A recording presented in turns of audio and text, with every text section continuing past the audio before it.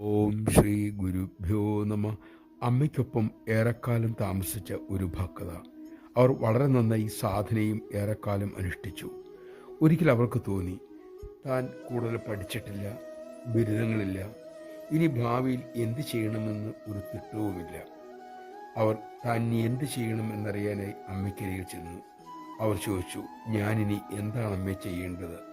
അമ്മ തിളങ്ങുന്ന മിഴികളോടെ അവരോട് ചോദിച്ചു, മോൾ അമ്മയ്ക്കൊപ്പം നിന്ന് വിജയം നേടിയതല്ലേ, പിന്നെ എന്തുകൊണ്ട് നിനക്ക് ഈ ലോകത്തിൽ പ്രയത്നിച്ച് വിജയിച്ചുകൂടാ? നമഃശിവായ. അമ്മയുടെ ആ വാക്കുകൾ അവരെ ഇരുത്തി ചിന്തിപ്പിച്ചു.